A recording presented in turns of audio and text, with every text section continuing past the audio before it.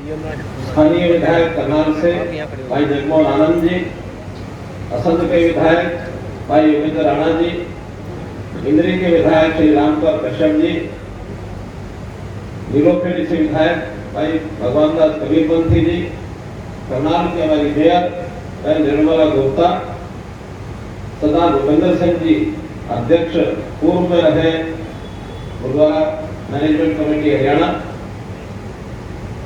धार्मिक नेता बाबा जोगा सिंह जी, पार्टी के जिलाध्यक्ष परवीन लाठा जी, गोविंदर राणा जी, बहुत ही युवा हमारे सिख कार्यकर्ता सरदार गुलाब सिंह घोड़त जी, प्रवलीन जी जो हरियाणा सरकार में यूएसडी हैं, समूह हरियाणा गुरुद्वारा मैनेजमेंट कमेटी और यहाँ बैठे समूह संगत गज के बोलो वाहेगुरु जी का खालसा वाहेगुरु जी की फतेह। आज बहुत ही एक अच्छा अवसर है कि जब करनाल और आसपास के सिख संगत के सब साहिबान यहाँ एक सम्मेलन के रूप में आप लोगों को बुलाया गया। वैसे मेरे लिए कोई पहला सम्मेलन नहीं है, पिछले 11 साल से अपने समाज के साथ बहुत बार वार्तालाप हुई है, बड़े छोटे फंक्शन बहुत हुए हैं और छोटी छोटी बैठकें तो बार हुई है, यात्राएं भी हुई है। हमने श्री गुरुओं के जो उनके विशेष दिवस है, चाहे प्रकाश उत्सव है, चाहे बलिदान दिवस है, वो भी हमने खूब मनाए हैं। और विशेष तौर पर हमारी जो सिख गुरुद्वारा मैनेजमेंट कमेटी, इसकी लड़ाई लड़ते समय भी बहुत सिख नेताओं से समुदाय लगातार सुप्रीम कोर्ट के अंदर लड़ाई लड़ी और सुप्रीम कोर्ट में लड़ाई लड़ करके हरियाणा की अलग सिख गुरुद्वारा मैनेजमेंट कमेटी बनाने में हमको एक सफलता मिली। तो मित्रों, सिख इतिहास कोई एक दिन का, 2 दिन का, 10 दिन का नहीं है। अगर मैं इसकी गिनती खालसा पंथ की नींव से करता हूँ, गुरु गोविंद सिंह ने जब विसाखी के दिन सन 1699 में खालसा पंथ की नींव की थी, उसको आज 225 साल हो गए। तो 225 साल पुराना वैसे तो हमारे सिख गुरुओं का इतिहास गुरु नानक देव जी से शुरू होता है, लेकिन जब से सिख कौम को सही माने में हाथ में तलवार पकड़ने का जो काम किया, वो उस समय किया गया कि कैसे मुगलों के जुल्म के खिलाफ समाज के अंदर चेतना जागृत जो की हमारे दशम पातशाही 10 गुरुओं ने, उस जागृति के बाद सीधा सीधा मुकाबला ये करने का काम गुरु गोविंद सिंह जी के समय शुरू हुआ। खालसा पंथ जब सजाया गया तो उस समय 5 प्यारे, ये सारी घटना आपको पता है, लेकिन अगर मैं ये पूछूं कि उन 5 प्यारों में सिख कौन था, कोई नाम बता सकते हैं? बता सकते हैं? कोई सिख था उसमें? बताओ मुझे। सिख नाम से उस समय किसी व्यक्ति का कोई पहचान नहीं थी। समाज के सब अलग अलग जातियों के लोगों को बुलाया गया और उनका एक टेस्ट लिया था कि आपको खालसा पंथ या जिसको कहना चाहिए उनको अमृत छकाया जाएगा और उनको विशेष प्रकार का एक परिधान, विशेष प्रकार का एक काम, विशेष स्थापित करने की बात ये गुरु गोविंद सिंह जी ने की थी। उसके बाद ये चीजें परंपराएं शुरू हुई। गुरु साहब उसके कुछ दिन के बाद गुरु गोविंद सिंह जी नांदेड़ पहुंचते हैं। नांदेड़ में जाकर के उनकी भेंट होती है बाबा बंदावीर बैरागी। बंदावीर बैरागी भी उस समय कोई सिख नहीं थे, कोई बैरागी थे, संत थे। जन्म उनका हुआ था रियासी में। रियासी के पास एक गांव है, उस गांव में गया हूं। उस गांव का नाम है हिरणी। हिरणी उस गांव का नाम पहले शायद नहीं रहा होगा, लेकिन आप उस समय गुरु तेग बहादुर और उस समय अपना मतलब वैराग्य के बाद उसका नाम हिरणी पड़ा। कुछ भी पड़ा कि वो राजपूत थे जन्म से और एक शिकारी थे, अच्छे शिकारी उस समय होते थे। शिकार करते हुए जंगल में उन्होंने एक हिरणी का शिकार किया। हिरणी को जब तीर मारा, पेट में लगा, हिरणी तो मर गई, लेकिन जब पेट में लगा, पेट फटा, उसमें से 5 जिंदा बच्चे वो एकदम निकले। गर्भ में से 5 बच्चे निकले और तरफ तरफ के मरे। ये लक्ष्मण नाम था उनका, तेग बहादुर जी का, अपना बाबा बंदा बैरागी का, उनका नाम लक्ष्मण था। लक्ष्मण उस समय पिघल गया और उनके मन में वैराग्य जाग गया। क्या विचार आए होंगे, क्या नहीं आए होंगे। पास में रियासी के अंदर एक पेड़ के नीचे जाकर के तपस्या करने लगे, चना नदी पार करके। वहां भी आज उनके नाम का गुरुद्वारा बना हुआ। फिर सन्यासी नाते से होते होते गोदावरी किनारे नांदेड़ जाके तपस्या करने लगे। पहुंचे हुए संत हो गए। गुरु साहब को उनको पता लगा होगा, जाकर उनको बताया कि आप यहाँ सन्यासी बनके आप तपस्या कर रहे हो। उत्तर भारत में लोगों के ऊपर अत्याचार हो रहे। वो लोग कौन थे जिसका जिक्र गुरुवचन से अपने त्रिलोचन सिंह जी कर रहे थे कि सनातन धर्म को बचाने के लिए गुरु तेग बहादुर जी ने अपना बलिदान दिया। ये बात सही है कि उस समय सनातन धर्म था और भी कुछ मन समुदाय रहे होंगे, लेकिन अपने देश का समाज, जिसको हम सनातन धर्म कहें, हिंदू समाज कहें, अलग अलग नामों से पुकार सकते हैं, उस समाज की रक्षा सुरक्षा करने का एक बीड़ा उठाया था हमारे गुरुओं ने। एक फौज बनी थी, एक सेना बनी थी, और उसके बाद चलते चलते हमने मुगलों को कमजोर किया। मुगलों को कमजोर करने के बाद हम आजाद होने की स्थिति में आए। 1757 की लड़ाई भी है, 1857 की लड़ाई भी है, हम आजाद हो सकते थे। लेकिन 1857 के आसपास इस देश में अंग्रेजों ने अपना कब्जा कर लिया। अंग्रेज व्यापारी बन के आया था यहाँ, ईस्ट इंडिया नाम की कंपनी स्थापित की थी उन्होंने, और उस ईस्ट इंडिया कंपनी के माध्यम से व्यापार करते करते कुछ कॉलोनियों के माध्यम से अपना राज स्थापित करने और कॉलोनियों में धीरे धीरे सारे देश पर राज कर लिया। हम मुगलों को छोड़ करके अंग्रेज इस लड़ाई में भी बलिदान हुए, हजारों लाखों बलिदान हुए, और उन बलिदानों में भी सिख समाज के लोगों ने जो कभी नहीं छोड़ी, जैसा बताया कि अधिकांश ऐसे, क्योंकि हमारी कौम लड़ाकू कौम थी, है पहले भी थी, आज भी है। हम देश के ऊपर मरना बैठना जानते हैं, धर्म को बचाना हम जानते हैं, हम अपने पद से गिरते नहीं हैं। ये मूल करस्त्र है। और मैं इतनी सारी बातें दोहराने का भी विश्वास स्वरूप जो आपके सामने रख रहा हूं, वो इसलिए नहीं, ये बंदा भी सिख समाज से संबंध रखता है।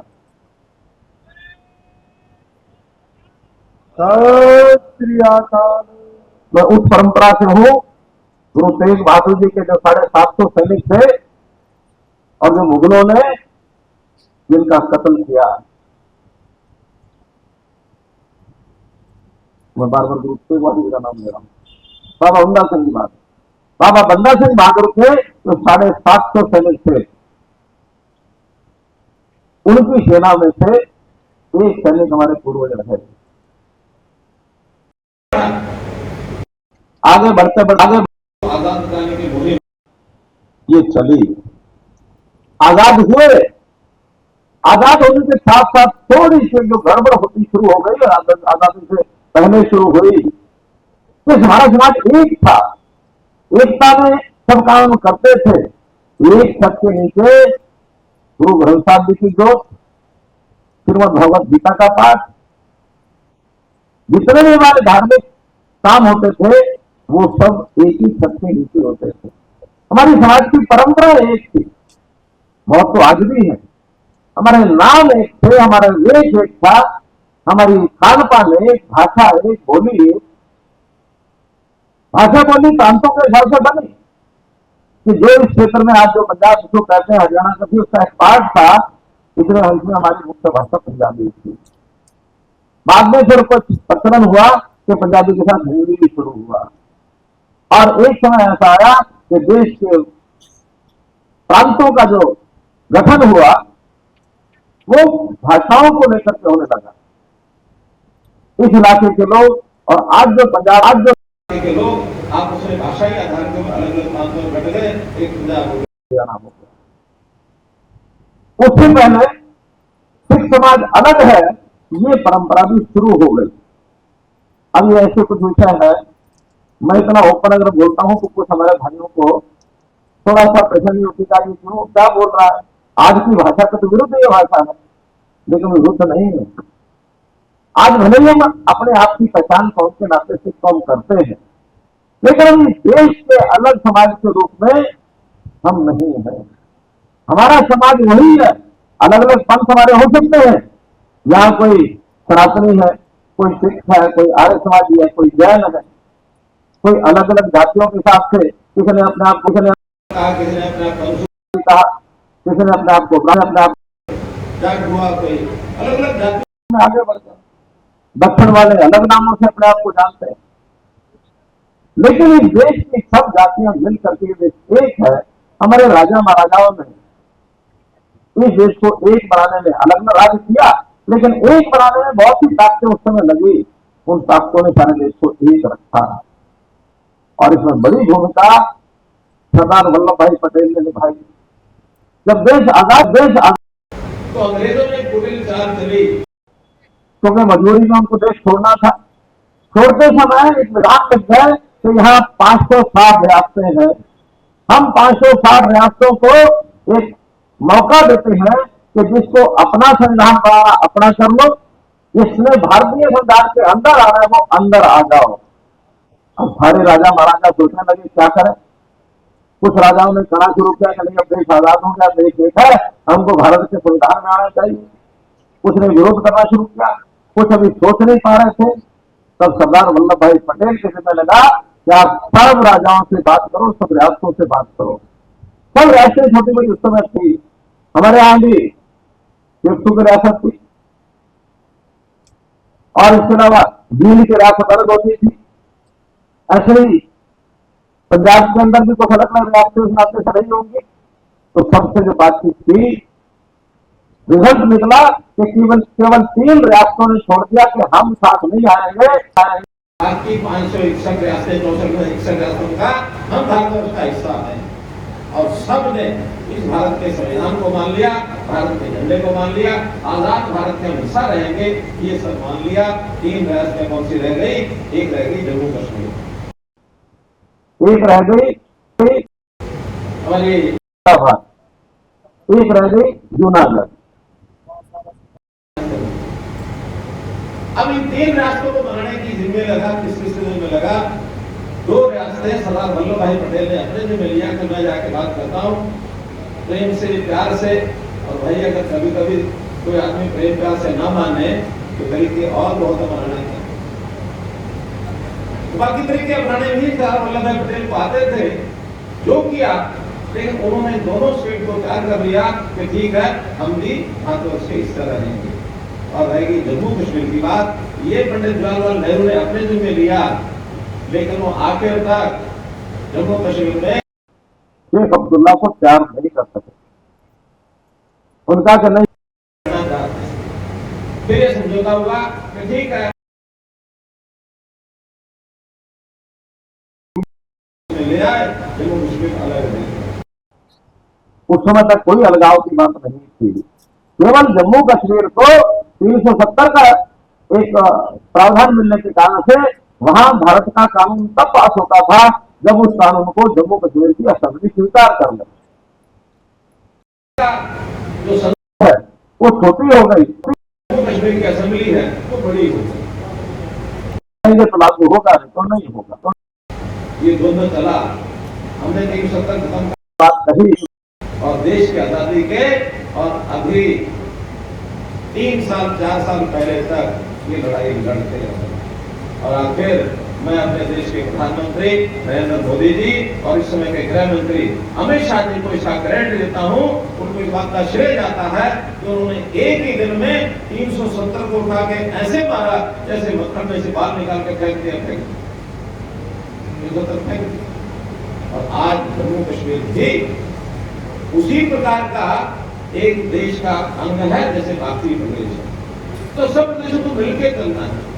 हम कोई समाज के साथ अलग होकर करके कोई प्रदेश सुखी नहीं हो सकता। तो ये पहली बात मेरी है कि हम सब एकता के रूप में एक होकर चलें। चाहे देश के किसी कोने में रहते हैं, हम पंजाब में रहते हैं, हरियाणा में रहते हैं, हम दिल्ली में रहते हैं, उत्तर प्रदेश में रहते हैं, हिमाचल रहते हैं, उत्तराखंड रहते हैं, हम देश के दक्षिण में, चाहे महाराष्ट्र में रहते हैं, पटना बिहार में रहते हैं, कहीं रहते हैं, देश हमारा एक।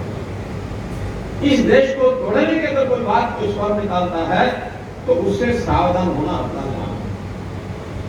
अभी सावधानी सबको बरतनी पड़ेगी और हमने अगर सावधानी न बरत करके चुप भी रह गए, अपना इधर हुए ना उधर हुए, तो कभी कोई गड़बड़ होगी तो दोषी सब माने जाएंगे। तो मेरे प्यारे भाइयों बहनों, हमको सबको एक होकर करना है। हमारा इतिहास बड़ा लंबा है। इस देश का इतिहास तो केवल गुरु नानक देव जी से या गुरु गोविंद सिंह से शुरू होता है ऐसा नहीं है। हजारों साल का इतिहास है। उन हजारों साल के इतिहास की हमारी परंपरा है और उस सब परंपरा को हम लेके चलते भी हैं।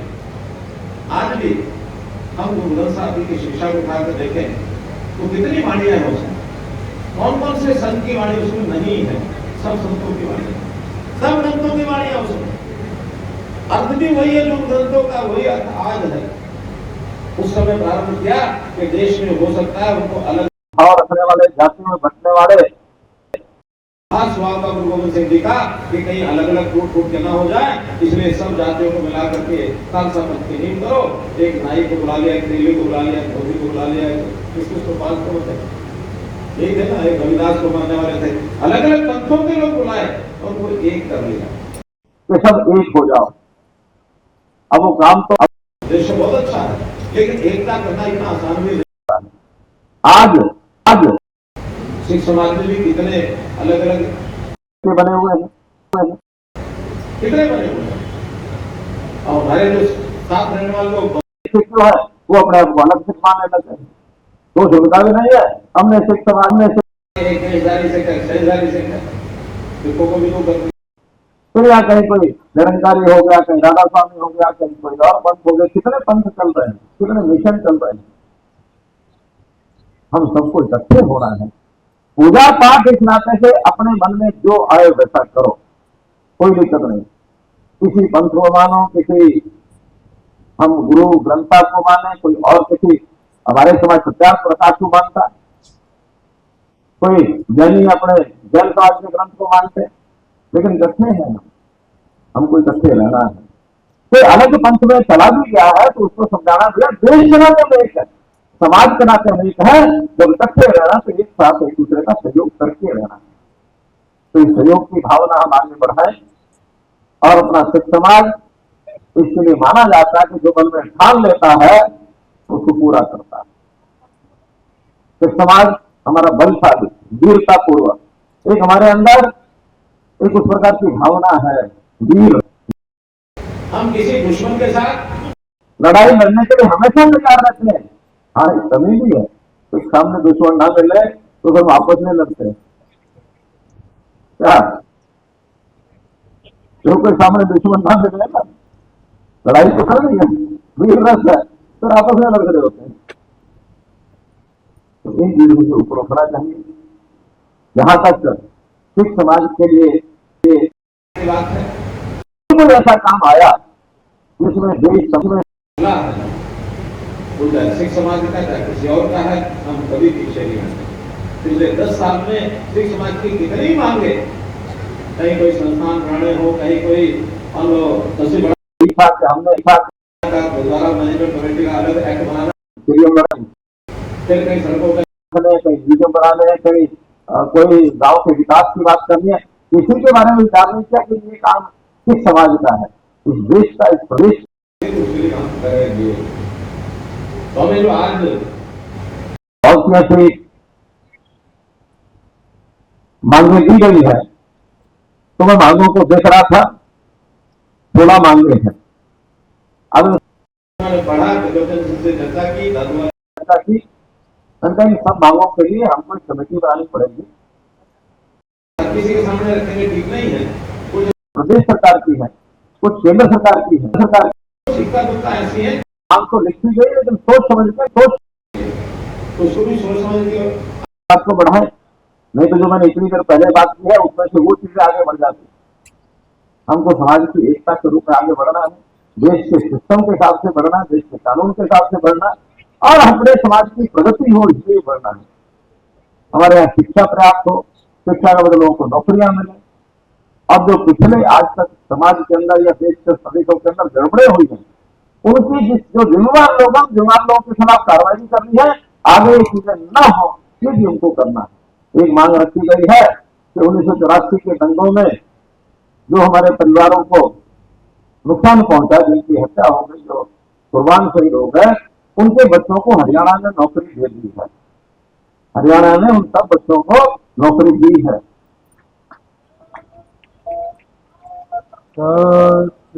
अब मांग यह है कि ये नौकरियां दूसरे प्रदेशों के शिक्षकों को मिलनी चाहिए।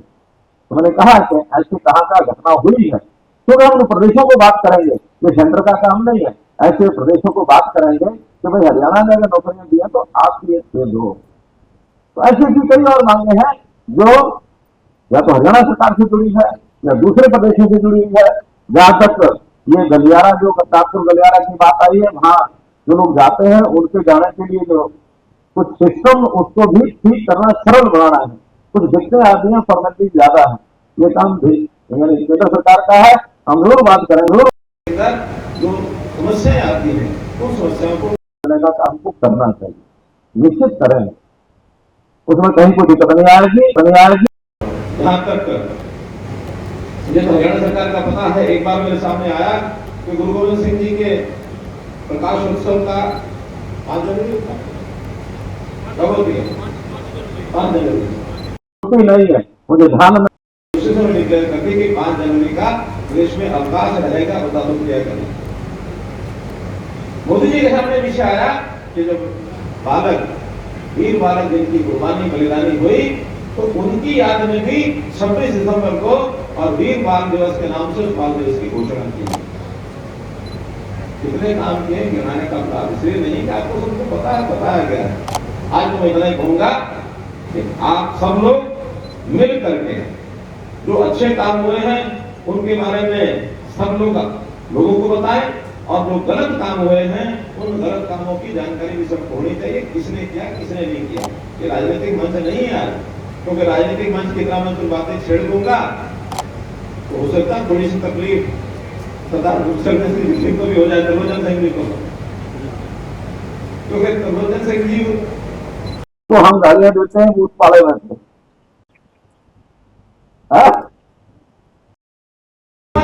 विचार करने के बाद कि वहां जो हुआ गलत हुआ। क्योंकि मेरी लंबी बातचीत हुई, उनका मन तो नहीं मानता वहां, लेकिन क्या करें, मतलब मन से ऊपर उठ जाओ और मन को बनाओ, ठीक रास्ते पर आ जाओ, आपका मन प्रसन्न होगा, आपको सुख मिलेगा। इन्होंने निर्णय किया कि ठीक है, मैं आपके साथ मिलकर चलना चाहता हूँ। हृदय खुला है, दिल खुला है। हमारे अभी बंधु आए तो भेंटने के लिए गुरुद्वारा डालचर साहब, और डालचर साहब की कहानी तो आपको पता ही है सर, पता है ना सबको। लेकिन मैंने उनसे बात की, उन्होंने भी पिछले बात में भूल जाने के लिए कहा, हमारी इनकी दोस्ती हो गई है। जो हमारे अपराध है उन्होंने समझ लिया, इनकी भावना को मैंने समझ लिया। निश्चित रूप से किसी गुरुद्वारा डालचर साहब में जरूर आपको बता देगा।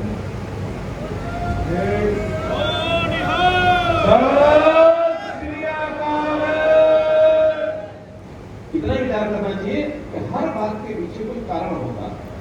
मेरा व्यक्तिगत कभी भी कोई अभिमान ऐसा सामने नहीं आया है कि जिसने मुझे व्यक्तिगत अभिमान के कारण से रोका हो।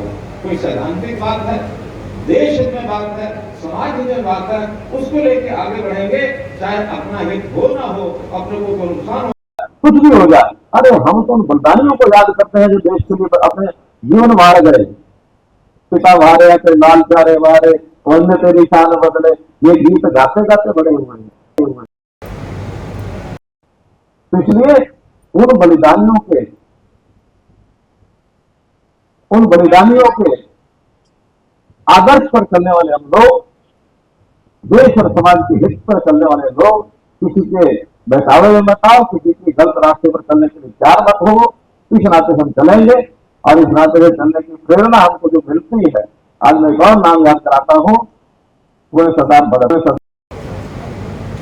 आज सरदार भगत सिंह जी का जन्मदिन है ना मालूम? बहुत लोगों को पता भी नहीं होगा।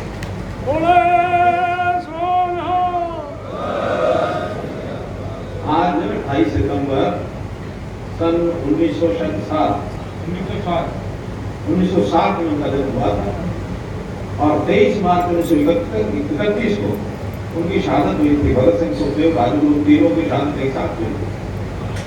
तो ऐसे बलिदानी लोग, भी सिख समाज का एक युवक था, देश के लिए कुर्बान हुआ। उन्होंने सैंडर्स की हत्या की थी, उस हत्या के आरोप में उनको फांसी की सजा हुई। इसलिए मित्रों, हमारा इतिहास बड़ा उज्जवल है, हमारी सोच ऊंची है, इसको ऊंची बनाए रखना, इसको नीचे मत होने देना। इतनी निवेदन करते हुए अपनी बात को समाप्त करता हूं। तो बोले श्री